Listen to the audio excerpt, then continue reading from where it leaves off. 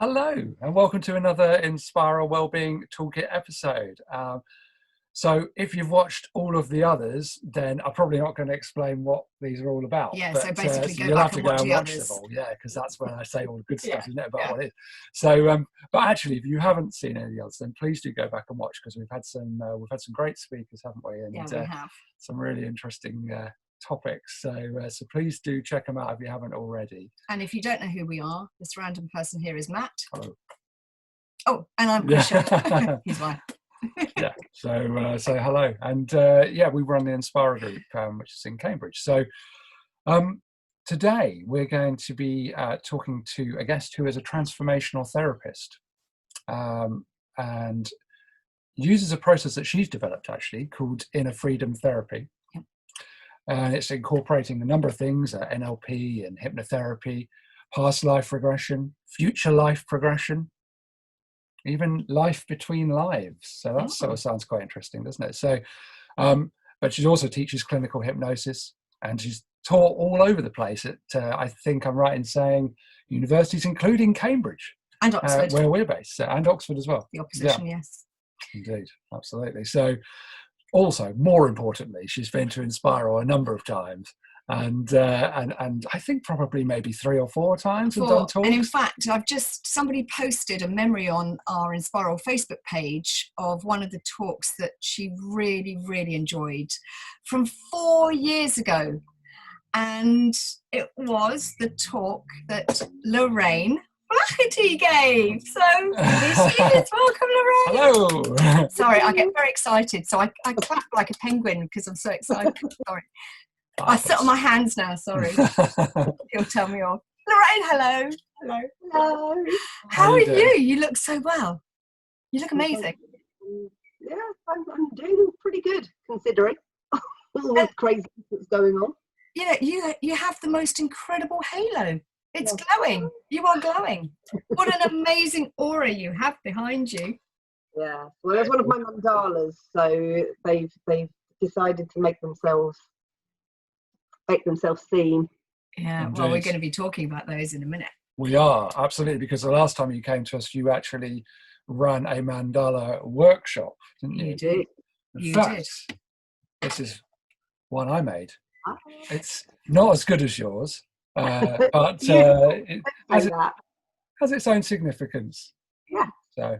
Yeah. But we're going to journey back in time before we talk about mandalas. Because as we know, I mean, we've known you now for over 4 years, and you have so many strings to your bow. We know that you were a top hairstylist and makeup artist in London. Mm-hmm. And you probably have many, many stories that you could share. That's for another video or over a glass of wine or two, which I know you enjoy. Nothing wrong with a glass of wine or two either. No.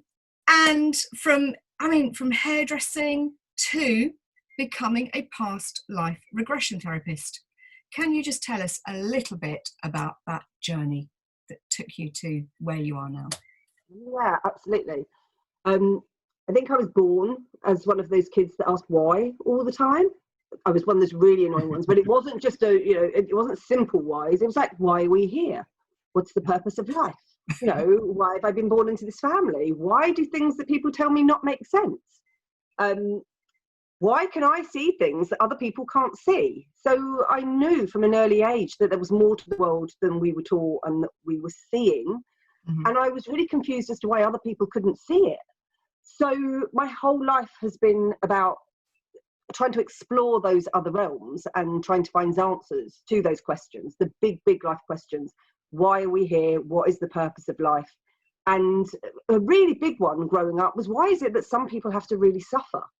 And I knew that somehow there were ways of getting answers to those questions. And my research and my studies, whether it was to kind of religions, whether it was mystery schools, whether it was shamanic traditions, all alluded to the fact that the answers that we were looking for were inside of us.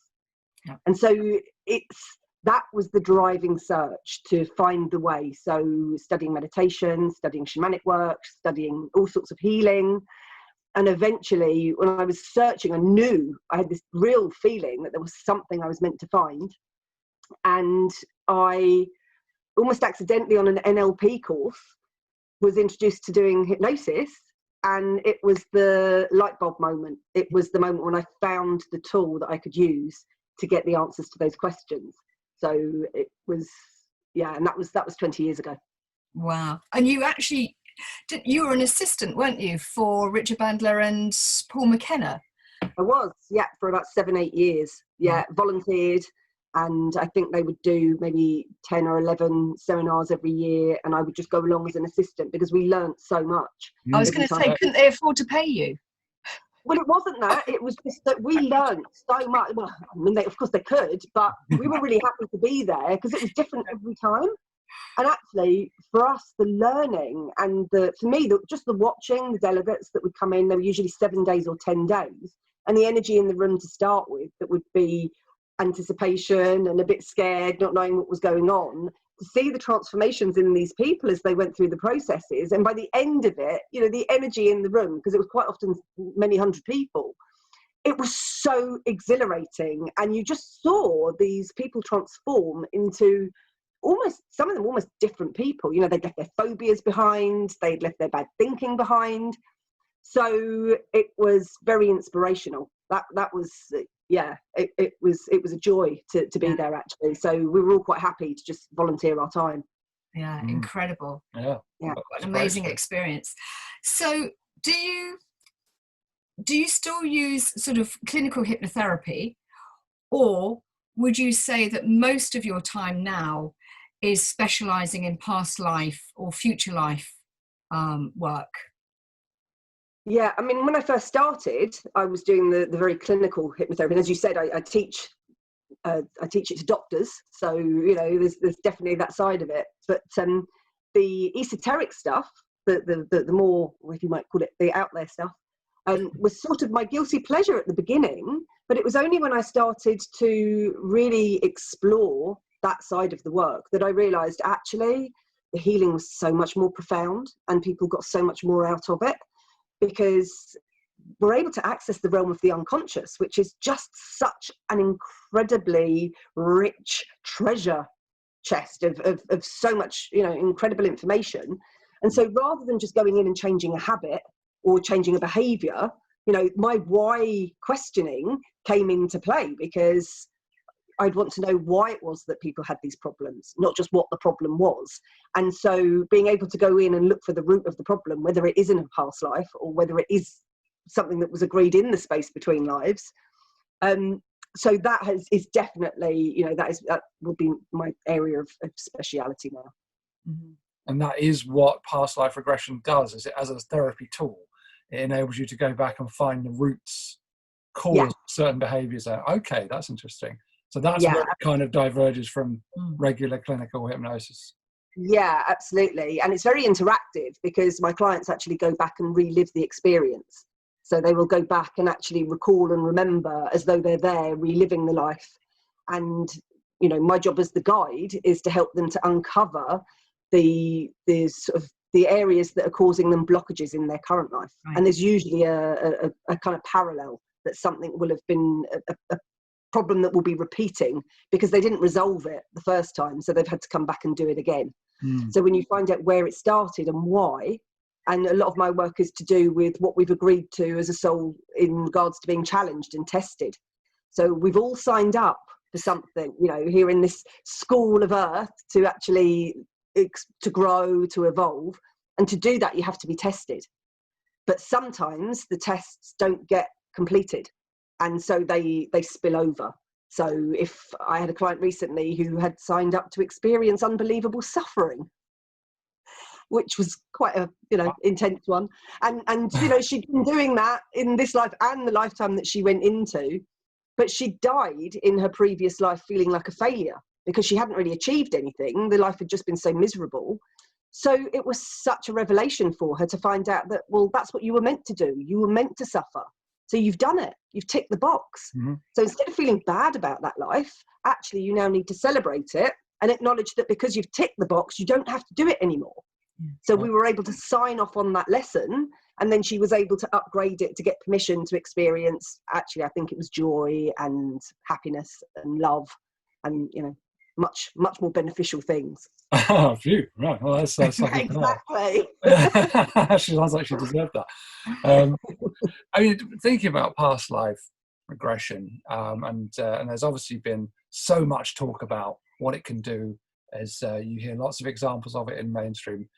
But yeah, science these days is kind of looking a little bit more inwardly at things and less to the heavens. And I think from things that I've read, there seems to be a lot more about science and how it might genetically represent past lives. So, for example, you've got, say, a calf that's never seen a cattle grid that can just look at cross lines, painted lines on the pavement, and won't walk across them. And you think, well, how do they know that? You know, or, you know, a little chick that's sort of looking at a hawk and cowering, but is quite happy to just sit next to any other bird or a chicken or something and feels quite comfortable. So those are all genetic memories. Absolutely. And obviously they've been passed down generation to generation. So do you think that actually what's happening there is a sort of form of where we're getting our past lives from? And there is genetic material that we're being passed down from past lives, and that in some way you're able to read that. Yeah, absolutely. So, I mean, I really see my job as a bit like being a computer programmer. So I see the brain as being like a computer that has a whole load of data, loads of files that are in there. And sometimes there are glitches in the files, which may have been passed down from past lives, exactly as you said, fears or worries or beliefs. You know, it could be a belief in not being good enough or not being deserving. That it's held in the DNA structure, which is, you know, the holding area for all of that data, really. But also, and this is a massive piece of my work, or part of my work at the moment, is looking at the ancestral fears and beliefs that have been passed down. So it's not just our past lives, but it's also the information that has been carried through from your parents and their parents' parents and right the way back. So many families will have a sort of limiting core belief that is actually still affecting people in the present. And so being able to go back to the root of that. So I often take people back to meet their early ancestors who were struggling and actually re-educate them and let them know that they are going to survive and that they will be safe and that they do make it, and that, you know, they can actually shift their focus from fear to one of connection and love and support. And by changing that frame, by changing the energy, it changes the coding, if you like. Because again, I see DNA as being a bit like the binary code on a computer.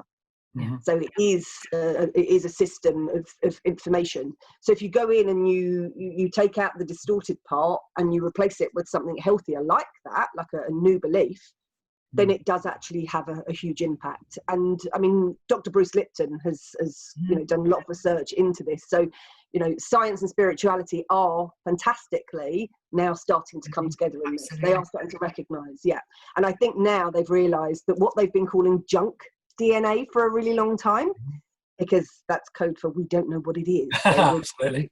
Assume that it's junk. It's like, yeah, right. So the junk DNA is probably the housing for all of that information. And in hypnosis, that's the beauty. When we go in and ask the questions, we can get access to that data.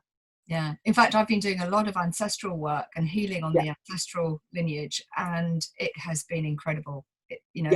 Seeing the changes by going back, it has been amazing. Yeah. And I, personally, having done that, I can vouch that it really does make a difference in the now. So, and a lot of it's kind of provable in a way, isn't it? Because some people are able to say, I was this person, I can recall these names. There's quite a famous, what's her name? Bridie Murphy. Bridie Murphy, yeah. Yeah, have you come across that? Absolutely. And that was quite a famous case, wasn't it? Where she was able to go back to a life in Ireland 100 years ago. And I think some of that has been verified, that she was... Yeah, she actually went back. She actually went back and met the family, her children who were actually almost elderly at that point, and she was able to give them so much evidence that proved there could have been no other way. But I mean, Dr. Ian Stevenson of the University of Virginia So he was researching it, and what he was looking at was the spontaneous recall of children. And he studied tens of thousands of cases, and out of his research, there were sort of 2,000 to 3,000 cases that had no other explanation whatsoever other than this was reincarnation, that these children had been reborn. Some of them had birthmarks that represented the way the person had died. And I mean, there was one particular case of a young girl where I think there was something like 90 pieces of evidence. Wow. And they would challenge them. So they would take the children back to the places where they said they lived, and they would meet the family, and they tested them. You know, they would bring somebody in and say, oh, this is your relative. And these children knew. They were like, no, actually, that's the guy from the shop down the road. Yeah, that's and right. then names to people, and, you know, secrets that only between a husband and wife, things that had never been revealed to anybody else. I mean, it's, you know, and you have to say that if it's possible that these children are reincarnated, then... Oh, exactly. absolutely. I mean, I've actually got personal experience of that, because my eldest was, 2 years old, and I didn't even know I was pregnant with Sophie at the time. And Buddy kept talking to my stomach, and I was like, what are you doing? And she was like, I'm talking to Lilix, mummy. And I said, who's Lilix? And she said, well, and she looked at me as if to say, excuse me, how do you not know? Lilix. And I said, well, who's Lilix? And she said, Lilix is coming, mummy. Lilix is coming. And I was like, oh, okay, Lilix is coming. And then I spoke to a friend, and she said, actually, that's a Native American Indian. Right. And so I asked for the name straight away. I got Liliks, and we found Chief Lilix of the Klamath tribe. Amazing. Years later, I had my past lives done. Hadn't met you at that point. And I was Many Feathers, and Lilix was my father. Okay. Yeah. So, yeah, and she kind of wears There's the a lot trousers of now, stuff with doesn't kids. she? I vaguely remember reading something about a boy, he was only 2, that said to his dad, I remember changing your nappies. Right. And the dad was like, what? And it turned out that he'd remembered the granddad's life. Yeah. So you know, people will often be reborn into the same family line, because if they're working on a particular test or lesson, they may well be trying to heal it in that family line. But I mean, I've had hundreds of clients who've come back to me afterwards to say that they found the people. Yeah. And, you know, just to clarify, I haven't had any, these people are not famous. So I've had no Napoleons, I've had no Cleopatra. Great. Yeah, actually, you know, they've come back with really, really solid evidence because of the internet nowadays. You know, it's such a valuable tool that they can go away. And I will say that in 20 years of doing this, I've never at any point had a client whose information that they brought forward about the time period and about, you know, what they would be wearing and what was going on historically that hasn't matched. Really? Wow. Interesting. Okay. Ever. And you would think, you know, I mean, I'm, you know, I have a scientific approach to things, and you would think by the law of averages that at least some people might actually just get it wrong or be fabricating a bit or making it up. But it's never happened. It's always been, and I research, I always check afterwards when they leave. I always Google and find out, well, what was going on in that time period. And it's astounding that it matches every single time. Wow. Yeah. I think that's what I love about you, is that you are so down to earth and grounded and Sometimes knowledgeable. Yeah, okay, maybe not after a glass of wine, but but your knowledge is just vast. You know, I personally could just sit there, you know, all day, all night. Well, I have done all day, all night listening to you. And that's what you bring. You know, that's what makes you so different to so many other therapists out there, is not only your natural ability, your intuition, but, you know, this down to earthness that you bring along. And you just feel comfortable. Well, I know people, you do. You just make people feel absolutely. What do you think that sort of, how, is that something you've always had? Or is that just, or is there some people in your life or a person that's influenced you, do you think, throughout your career? Well, Well, I was really lucky. Like I said, I was born into this Irish Catholic family, but actually my family were really spiritual. So my dad was into astrology. My mum used to go to spiritual circles. My dad's sister used to read the palm, and the other one used to do tarot cards. So, and you know, and the whole family, both sides, were very aware of the spirit world. And, you know, my grandfather, who died like 10, 15 years ago, he's always turning up and playing tricks on us. I mean, at the weekend, I was with my sister, and we were watching a film, and a bunch of flowers in slow motion flew off the table. We were actually watching a film about spirits, about ghosts. It flew off the table. And my sister and I looked at each other, and because we were really engrossed in the film, we thought, oh, that's a bit odd. And then she just picked them up, and she put them on the floor. Didn't think anything of it. Next thing, a person in the film mentions the date, the 6th of February, which is the day my grandfather died. No. And I remember thinking, that's so odd. Why would it be that particular date? Yeah. At which point, the vase of flowers that she'd moved exploded on the fireplace, and the flowers threw themselves all over the living room floor. Water everywhere, flowers everywhere. And obviously she stopped the film and was like, I think Granddad was really, you know, that was him the first time, and because we didn't get it, and this is what he would do. If you didn't get it the first time, he'd give you a prod. And then really? Well, in real life, he was kind of like, he turns up all the time. We've had phone calls from the other side. He turns up. No way. Yeah, I mean, they're busy. So, you know, I was really lucky I say lucky. I know I chose my family before I was born. So I obviously knew that spiritual side of it was going to be present. And I think probably the Catholic thing as well. You know, all the sort of stuff that didn't align with me was what prompted me at school, just because I could go to the teachers to go and learn about every other religion that you could think of. And then, of course, I found all the mystical sides of it. So it was perfect. Okay. I want to ask you one thing actually about deja vu. Yes. Yeah, we've had deja vu a lot. Well, yeah, you know, and I'm just thinking, you know, what is that? Have you got an explanation for that? Does that come down to past lives, you think? Well, it depends on the deja vu, because I think there is some deja vu that is just a bit of a time slip, and maybe you get triggered by something that's familiar to something else. But there is definitely a particular type of deja vu, especially if you turn up in a new place or you meet a person where you do actually open up one of those files in the unconscious. So I remember going up to Alton Towers, to the amusement park up there, and I didn't realise there was actually a tower. And so as we got to the gate and I realised there was a tower, my whole body started fizzing. And then my friends wanted to go on all the rides first, so I had to wait to the end of the day to get to the tower. And as we approached it, I dropped. This was like the most intense deja vu. I could feel the weight of the sort of wimple type headdress I had on, and this huge heavy dress, and I could hear and smell the sounds of a market. And we were approaching the gate, which was to the right, and I knew that I would know exactly what it looked like because I knew I'd been there. So that kind of deja vu, when you get that time slip, is an entirely different thing. There's different forms of it. Yeah, that's amazing, actually. Yeah, and Alton Towers is you're right. That's a bit of a surprise, that bit of Alton Towers, isn't it? If anyone that hasn't been, then go on the rides because they're really good. But actually, there's this whole bit round. Visit the tower. Yeah.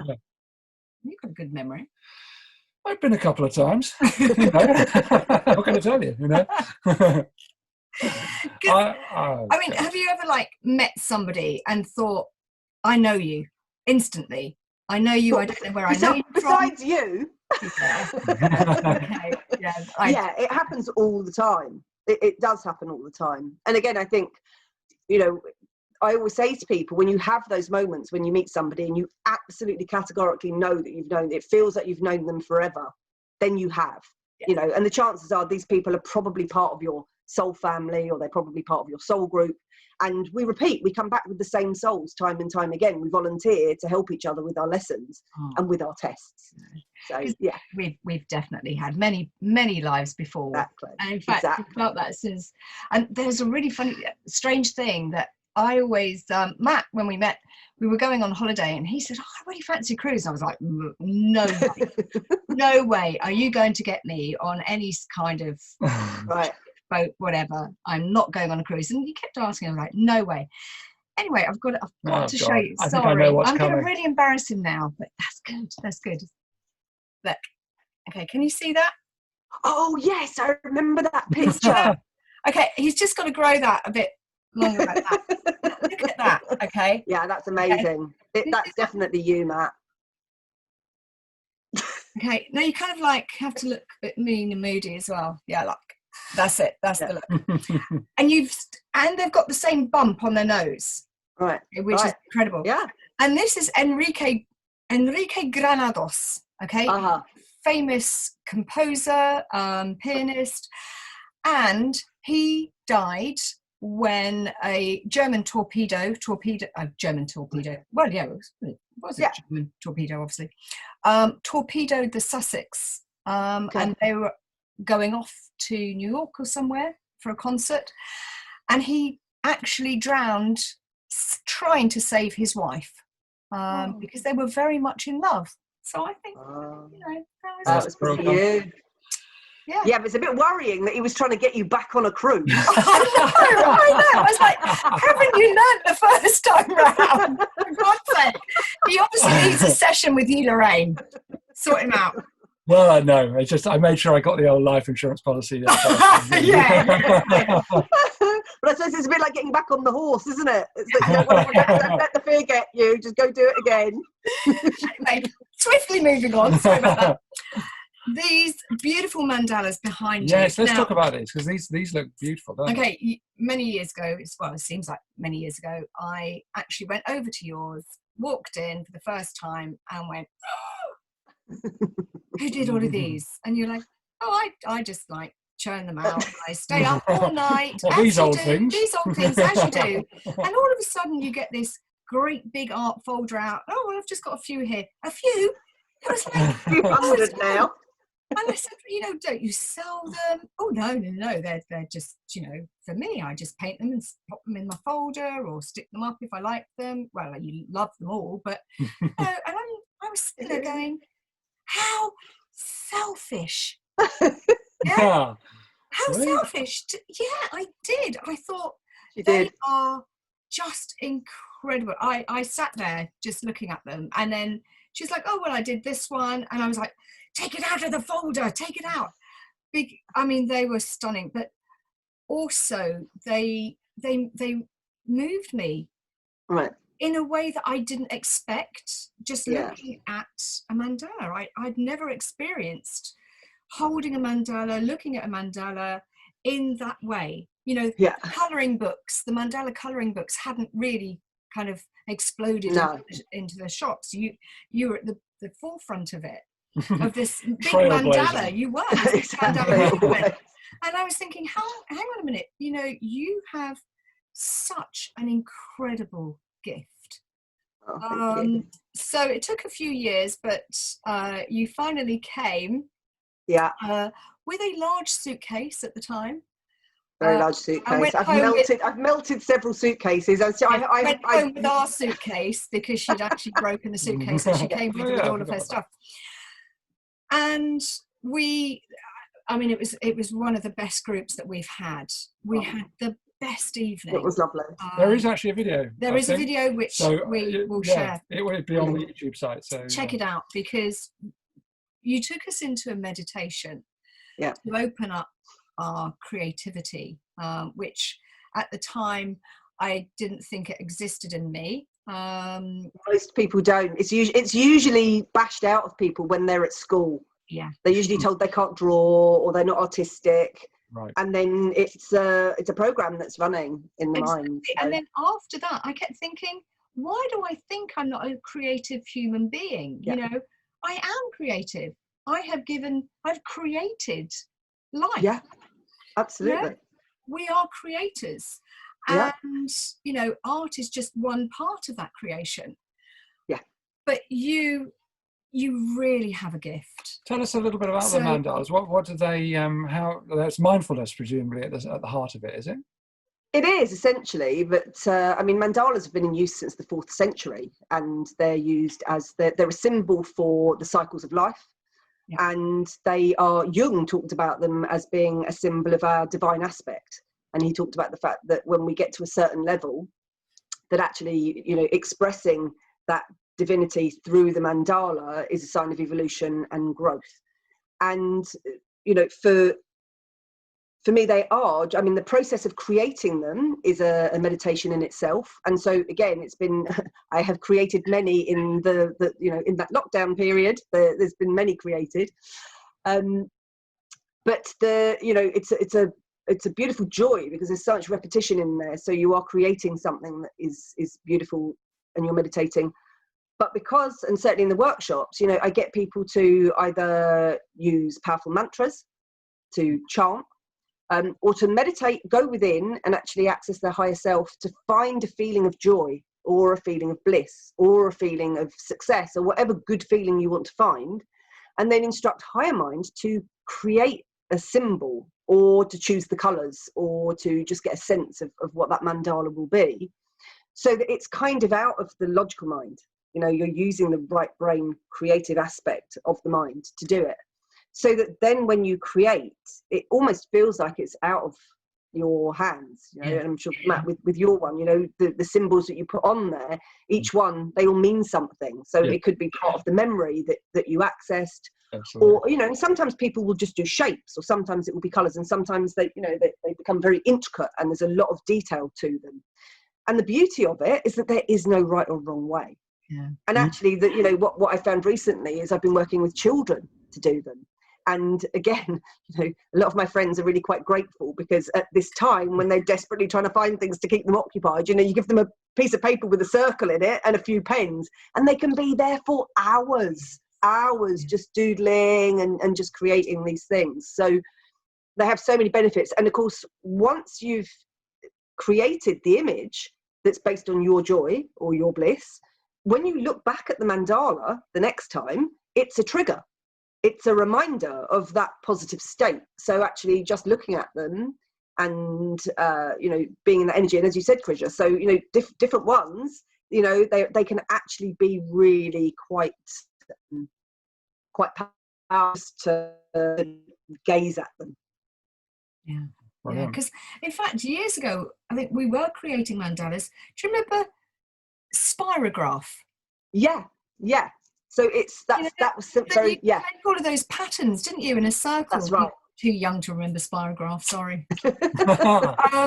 I do think I know what you mean. That thing. That yeah. I took hours just sitting colouring every single bit, and you know, you're opening up children's creativity, adults' creativity. You certainly opened up mine, because I really struggled. I was thinking, oh, I can't draw, I can't paint, you know, and that all came in, and then it just happened. It was a beautiful meditation. So that's not mine, that's Matt. There you go. A lot of people know me. I mean, I am an artist anyway, so it was easy for me to do this, but I suppose it's just another example, isn't it, of mindfulness, you know, how easy it is to put something down on paper. But yeah, absolutely. I wouldn't want to embarrass everybody with what I've done, so I'm going to put that away. It's so fun. Are you, during lockdown, teaching classes, mandala classes? I have done, I've done a few Zoom, and actually it's surprising how well it worked. So there will be some more dates coming up, which we will put on the video. It will either be here or there, but we'll put that all on so that people can find you, and your website, we'll put that up for you. Because you do a lot of stuff, you know, other than the mandalas, don't you? So it's a lot of services. It's a lot of services.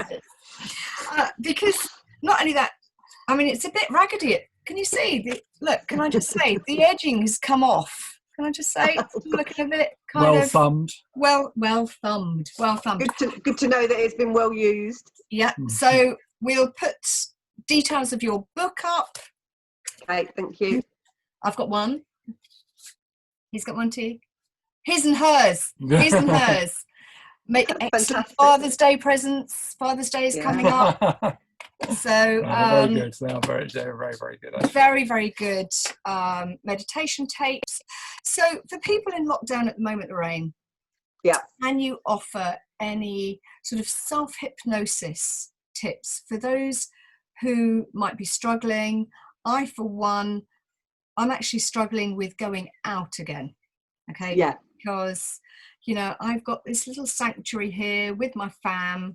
I'm very blessed to have that.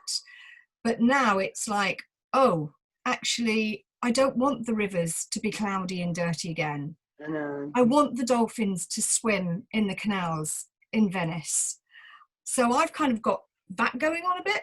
So is there anything that you can offer to help? Well, I mean, I think one of the things that we have to remember is that, you know, we're all sharing this earth, and that as much as it would be wonderful if we could avoid polluting it in any way, you know, if we want to go and see these places and go visit, that's going to happen. I think we just have to kind of forgive ourselves a little bit for, you know, some of what's been going on.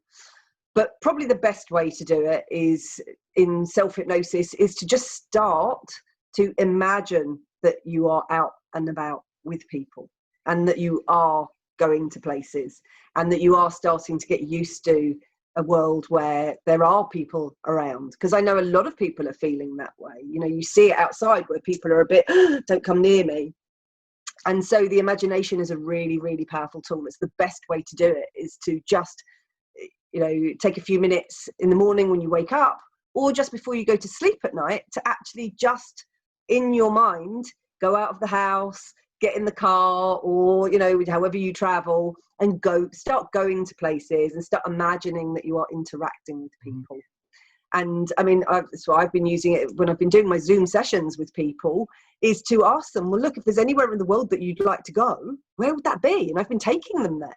So it's like a free holiday with, you know, and then and travel any way that you want. And it's been fantastic. People have had dragons and unicorns and, you know, Bugatti cars. It's, you know, there is no limit to the imagination, which is, again, like I said, it's such a powerful tool. Because not only can we go to real life experiences, but the imagination part of it, you know, there is no limit to what we can do. Yeah. So off you go in your DeLorean. That'd be amazing. I love a DeLorean. Yeah, absolutely. That'd be brilliant. Oh, well, do you know what, Lorraine? Time is kind of running over. We could, as you know, we could just talk for hours and hours. And I know that we need another interview just about your mandala work as well. Yeah.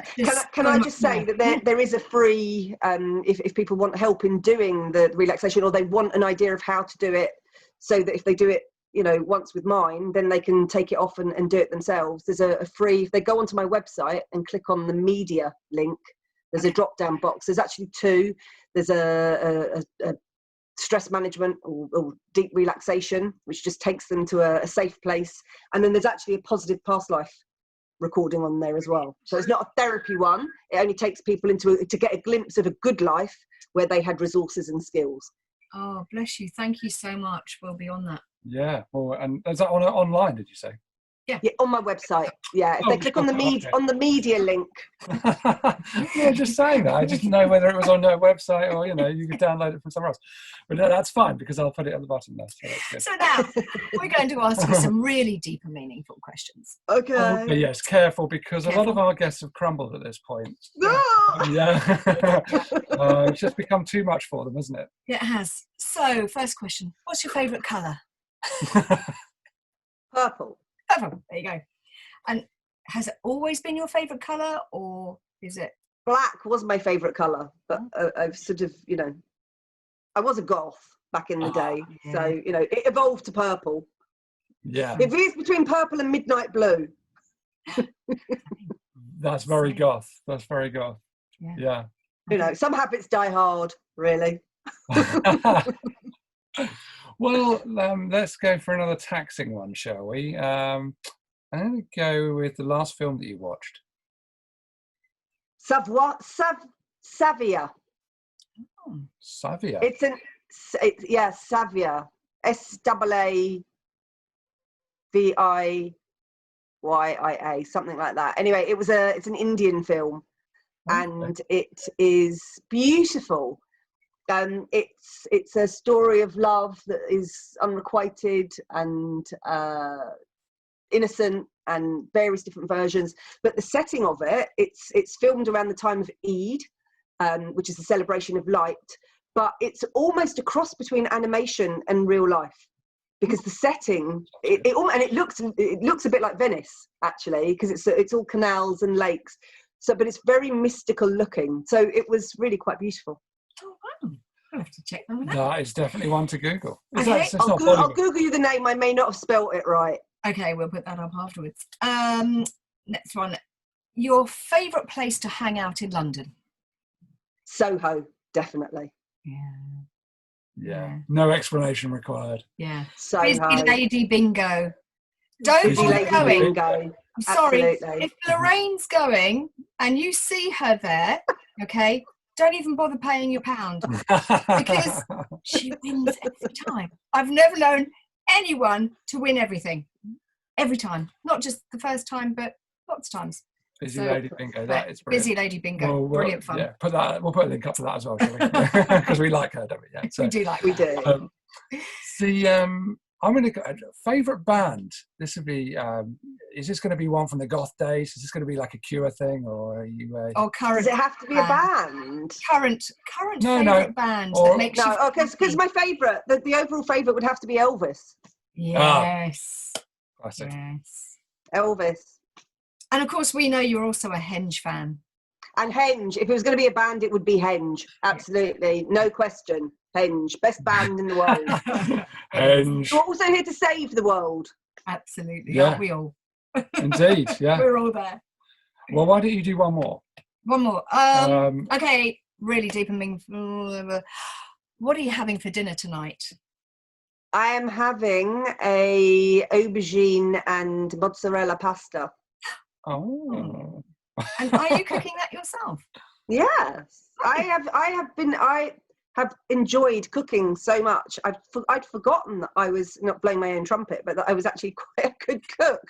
So I've cooked throughout. I mean, I've not had one takeaway in the whole of the lockdown period. I've just been That's good. Experimenting and cooking. So yeah. Fantastic. Well, you are more than welcome to come over and visit and cook. Oh yes, please. Yeah, I'd be happy to cook. But I'm also very happy to have your guys cooking, because every time I come to your place, the food is amazing. So thank you. Thank you. And the cocktails aren't too bad either. Oh, yeah. Yes. Do you remember the Newman Collins? Newman Collins, exactly. Specialist signature cocktail. Exactly. Everybody's talking about it now. Yeah. Oh well, you know what, Lorraine? Thank you so much, and please get these CDs, because they are fantastic. They will make you feel great. The meditations, the tracks, from relaxation and stress management, self-esteem booster, generating abundance. We could all do with a bit of that as well. Becoming empowered, attracting love, and unlimited potential. And that is just in the first one. Okay. God, what the hell's in the second one? Well, you should know the second one's a bit more esoteric. Yes. First one's a bit more practical. Yeah. So, Lorraine, thank you. Do you know, we love you so much, and it's been great to see you. Looking gorgeous as ever. Absolutely. Yeah. Oh, you too. Shucks. Takes one to know one. Yeah. And we can't wait to have you back at Inspiral. Yeah. Absolutely. Love to. 2021, perhaps. Yeah. But, yeah. Well, as soon as the doors open, try and stop me. Okay. We'll better get a steel reinforced suitcase for her then. God, yeah. There's a story in that she broke her suitcase. Exactly. Anyway, thank you so much. Lovely. And lots Thanks, of love. Lorraine. Thank you for having me. Okay. Take care, Bye. darling. Bye.